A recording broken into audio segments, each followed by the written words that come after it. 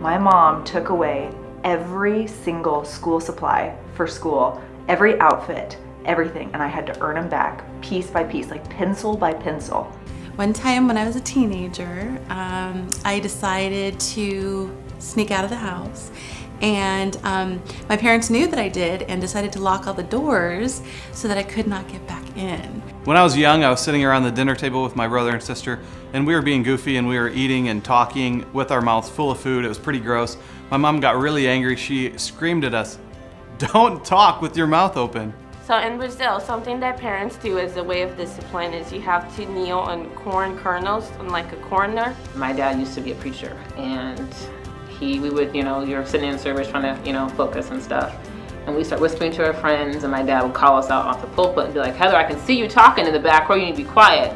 And we would just be like, or he would have us come to the front of the church. I was in trouble for not cleaning my room. I declared that I was gonna go find a new family because I didn't like this one. My mom very nicely packed my bags for me, put them by the front door and said, "Good luck."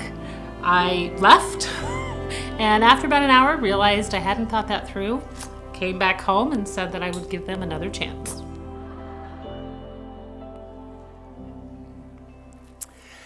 You know, when you get around the table and you start talking with brothers and sisters, if you've grown up, or in my case, I have grown kids, you talk about, in my case, how I discipline them. It is a lot of laughs. I mean, you really do laugh at the crazy things you did as a parent, and then you find out all the crazy things your kids did that you didn't even know about. But I will tell you, when you're in the midst of disciplining and raising your kids, it isn't funny at all. The biggest heartbreaks and the biggest heartaches I've ever had in my life was over issues with my kids and feeling like a failure, or feeling like I didn't know what to do, or being paralyzed by fear at some choices I saw them making. The biggest arguments I've ever had in my marriage were around how we should discipline our kids. We have one person that tends to be overly strict and one that tends to be overly passive. And meeting in the middle is hard. We're going to talk about how to effectively discipline your kids, and I'm not sure there's anything more important for the sake of your children than that. If you'll pull out your notes, I want to give you 2 case studies to get us going. Case study number 1 is called the Rubin Hill, Minnesota Report. It was an empirical study with thousands of teenagers over a period of time to determine what kind of parenting styles produce what kind of children. We all have a parenting style. In order to do this, they created a X and Y axis, horizontal axis and a vertical axis. The X-axis, or the horizontal axis, from 0 to 100, 0 being very low on discipline or control, 100 being very high on control. The Y, or vertical axis, the 0 at the bottom, would be unloving, unaffirming, literally giving nothing to your kids. And then 100 would be maybe over the top loving. This is the parent that kisses their children 72 times, walks out the door and goes, "I knew it should have been 73," before they go to bed. And so what that produces is 4 very clear quadrants of a parenting style. And each of these quadrants produce, in general, a very predictable kind of response from kids. Quadrant number 1 I call the permissive parent. These are parents that are very fearful. They don't want to disappoint their kids. They parent in such a way that they're so afraid they're going to maybe damage their children's psyche, or they're fearful of that they will be rejected. And the result is children with low self-esteem and inferiority. Parents who, for all the right motives, are very permissive, create kids who don't like themselves very well and that are very insecure. The second quadrant are those that are very low on discipline and then also low on love. This is like the worst of all cases. This is the neglectful parent. They're preoccupied with business or work or TV or social activities or church, or more often they find themselves in an addiction or in a very nasty divorce. And basically through multiple circumstances, they're very unloving and very permissive, and there's no boundaries, there's no affirmation, And most of these kids find themselves in a counseling room somewhere trying to work through the very painful issues of, I didn't matter, I wasn't loved, I was estranged. They have no relationship with their parents. They basically live a life that says, I never want to be like my parents, and how could anyone, let alone God, love me? Because my parents didn't. Quadrant number 3 is the authoritarian parent. This is the parent that ends up with a fighting lifestyle with their child. This is sort of the Nazi parent. This is the person that is low on love but very high control. And so it's sort of like these parents, they don't just win the wars, they win every single battle. This is at the table when you mildly I saw you roll your eyes. Don't you do that. You rebellious little child. You go to your room right now. You didn't clean up your plate. Like the kids are like, I can never measure up. The bar is so high. The intensity is always up. They get the structure, but they don't feel the love, and there's not an atmosphere of you're accepted even when you blow it. These kids very predictably rebel. They sort of have this silent little meter inside that goes, I can't wait to get out of this house, and my super high control parents will not control me later. The 4th quadrant in the study was the authoritative parents. They had a fellowshipping style. Interestingly, they were very high in control. These were strict parents, but they were very high in love. They communicated to the kids, you matter, that behavior isn't acceptable, the boundaries are clear, the rules are very clear, but it was a fun, fellowshipping, encouraging, highly invested, and it produces kids with high self-image, great coping skills, and a good relationship with their parents with lots of ups and downs along the way. So if you could choose one style of parenting, which one would you like to be? Notice at the bottom, this balanced, authoritative, high love and high on discipline produced children with high self-esteem, excellent coping skills, and a positive relationship with their parents. Some of you may have not been around for the very first message, but we said that kids have 2 primary needs, significance and security. We said that the way they feel significant is when we love them, we affirm them, we treat them as special, we value them regardless of their behavior. We said the way they experience security is we set very clear boundaries and we're consistent and enforce them. Isn't it interesting when someone does a sociological study over time with thousands of parents and teenagers, they find, what produces great kids with great coping skills, with high self-esteem that make their own decisions are parents that are high on love and high on discipline. Now, I'd like, before we go on, because most of us would like to just sort of drift and think, well, I'm pretty much a 4. right? No one wants to be neglectful. But what I'd like you to do is, I'm going to guess that you have tendencies. Okay? So you're probably all 4s. But what I'd like you to do is think, if you err on the side of being a little too permissive or being a little too strict, which would it be? Just so that you can listen for what God may want to speak to you. Turn the page, if you will. Study number 2 is right from the Bible. Anytime from Scripture we have God parenting us as His spiritual children and giving us clear guidelines about what discipline is, why it matters, and how to do it, we ought to pay attention. The book of Hebrews is written during a time of persecution. It's written to a mixed group of Christians and non-Christians. And under the persecution and difficulty, although they started well, were obeying God, well, right now it's getting kind of tough and they're drifting. A lot like our kids do, right? They know what's right to do, but they're not doing it. And so God brings, I call it the velvet vice of discipline. He brings consequences in their life to get their attention, to get them back on the right path for the right reason. Follow along as I read this case study. It was written in about AD 66 or 70. It's written to Jewish Christians and a mixed audience. And the introduction is, in your struggle against sin, you have not yet resisted to the point of shedding your blood. And have you forgotten that word of encouragement that addresses you as sons? In other words, it is difficult. You haven't been martyred yet. It's really hard. And then he's going to quote Proverbs chapter 3. My son, do not make light of the Lord's discipline. And do not lose heart when he rebukes you, because the Lord disciplines those he loves, and he chastens every one he accepts as a son.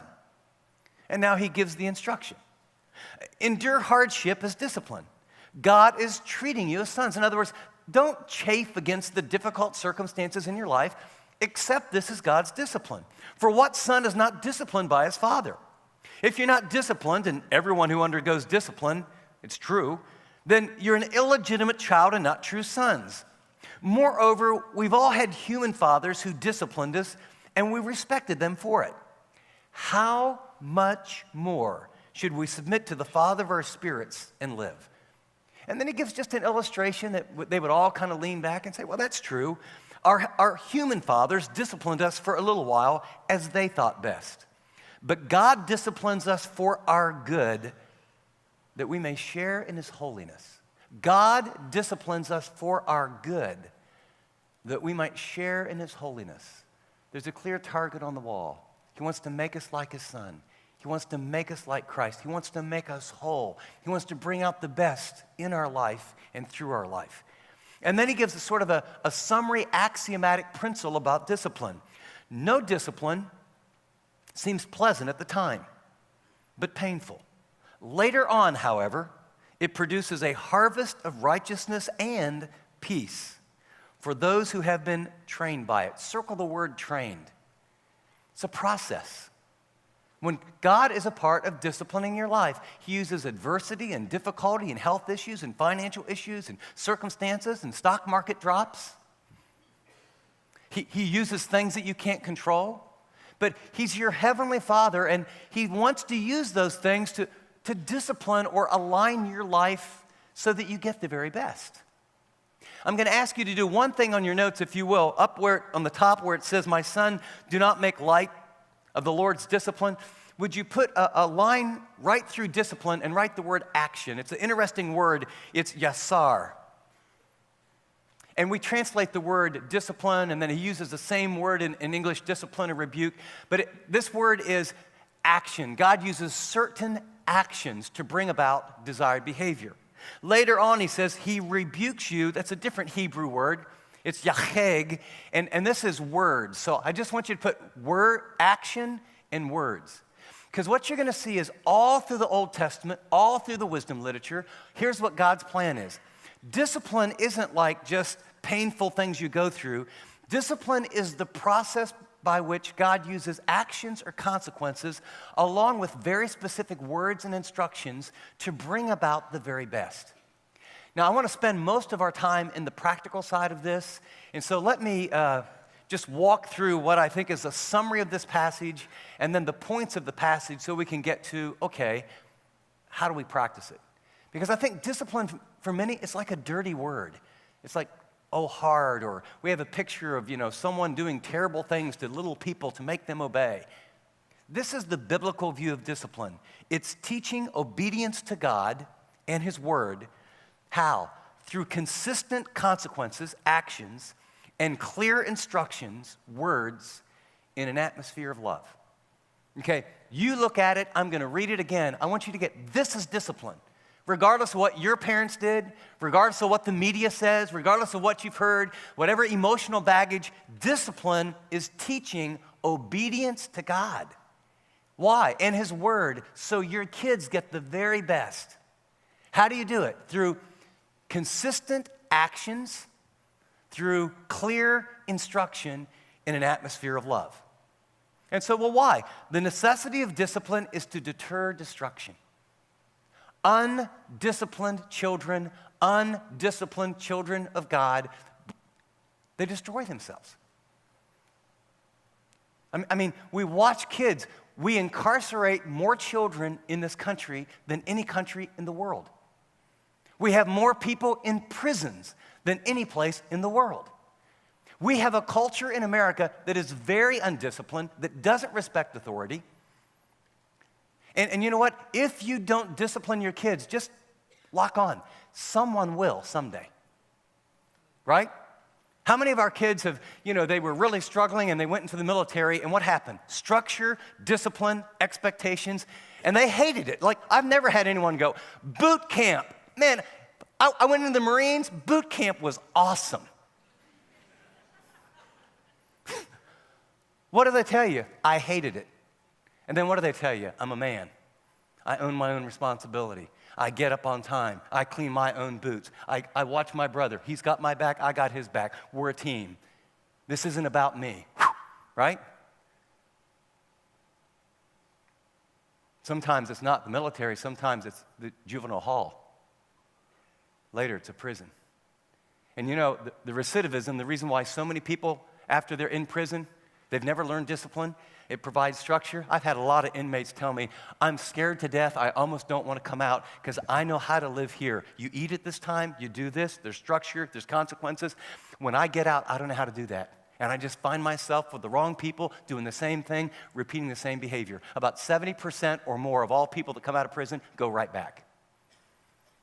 So we're talking about a pretty serious topic. You want your kids to have self-discipline, to learn to say no to short-term attraction and endure short-term pain to get long-term gain.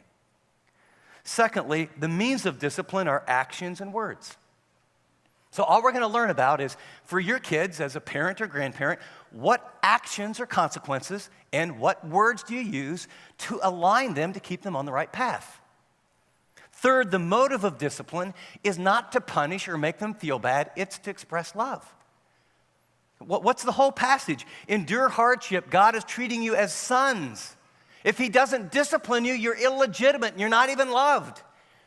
I did one of my theses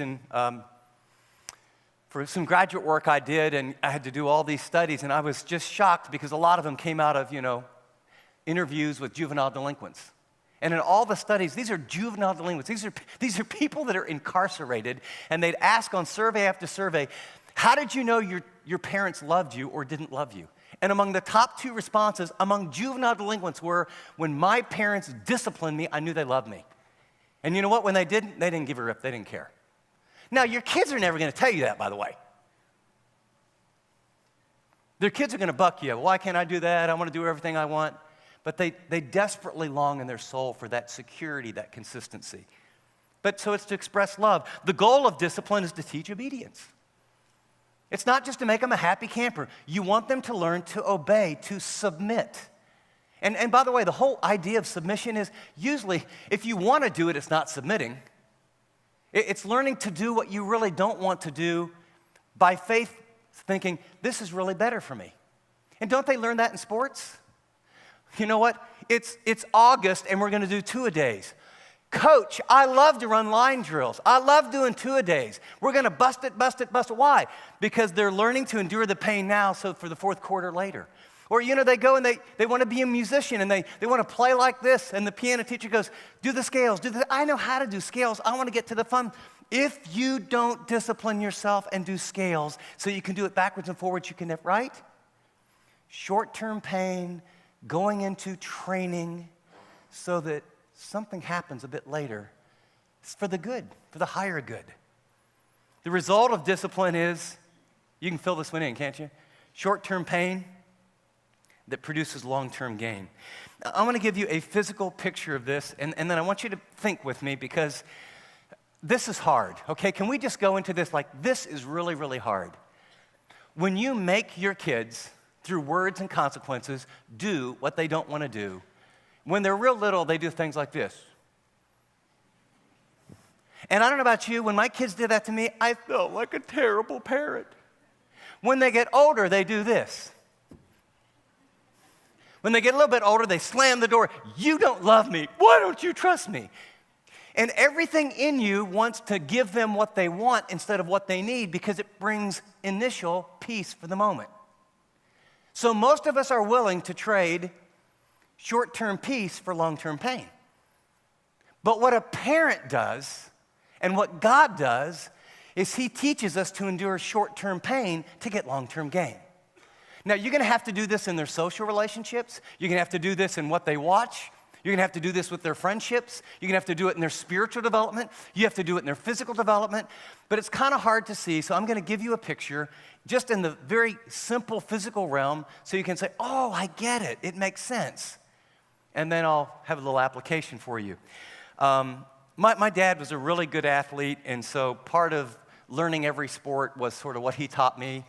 When something broke, he picked up the phone. Is there a repairman? Because that was his idea of anything. He couldn't fix anything. And that genetic gift was passed on to me. But my dad could shoot a basketball. He was on a football scholarship. He won the state of Virginia in Golden Gloves. He was just an amazing athlete. And so I learned all this kind of stuff.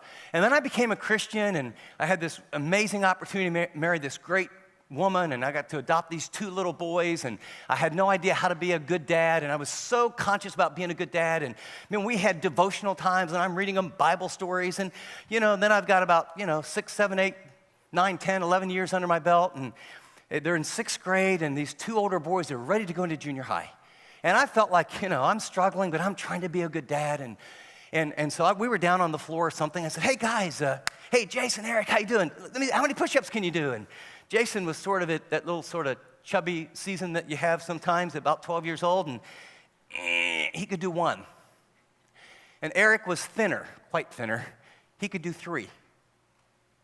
And I thought, remember, guys, any of you remember what junior high was like? Remember what junior high locker rooms were like? Remember your first shower in junior high? Remember when you did sports in junior high? And all of a sudden, this picture was, I'm the worst father in the whole world. They're going to go to junior high. They're going to get killed. They're going to get massacred.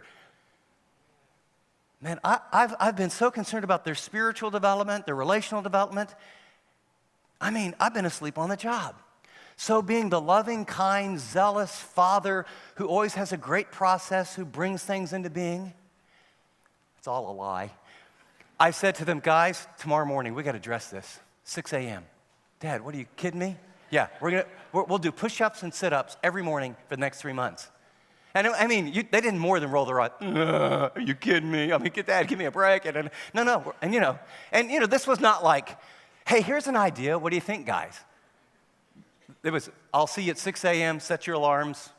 Oh, Dad, so they get up, and okay, here we go. Come on, guys, let's go. Jason, come on, let's go. Come on. Okay, look, son. Don't spread. This is a girl's push-up. This is where we're going to start. Okay, you can use your knees. And so, like after a week, he's up to 3 and he's up to 5. And 3 weeks later, he's got 20, the other's got 10.